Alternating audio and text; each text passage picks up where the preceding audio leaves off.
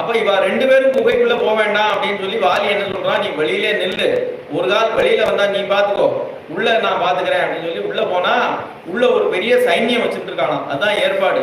இவன் ஏதோ தனியா யுத்தத்துக்கு வரல, உள்ள ஒரு சேனையை தயார் பண்ணி வச்சுட்டு தந்திரமா வாலியை உள்ள இழுத்துருக்கான். போனா யுத்தம் அப்படி ஆச்சரியமா உள்ள யுத்தம் நடக்கிறது சுக்ரீவனுக்கு எதுவுமே தெரியல, அவன் வெளியில நிற்கிறான். திடீர்னு 1 மாசம் ஆச்சு யுத்தம் நடந்தது, உள்ள போய் 1 மாசம் ஆச்சு, இன்னும் வர காணும்.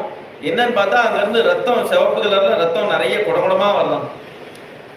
ஏதோ மழை தன் வர மாதிரி ரத்தம் அங்க இருந்து வரதை பார்த்துட்டு, நம்ம அண்ணா தான் போயிருப்பார், அவருக்கு தான் இவ்வளவு ரத்தம் இருக்கும், அவர் தான் போயிருப்பார், இந்த ராட்சசன் வெளியில வரக்கூடாது அப்படின்னு சொல்லி ஒரு கல்லை வச்சு குகையை அடைச்சிடறான். ஒருவேளை நம்ம அண்ணாவா இருந்தா இந்த கல்லை தட்டுறது அவருக்கு ஒரு பெரிய விஷயம் இல்லை, ஒரு தட்டு தட்டிட்டு வந்துடுவார்.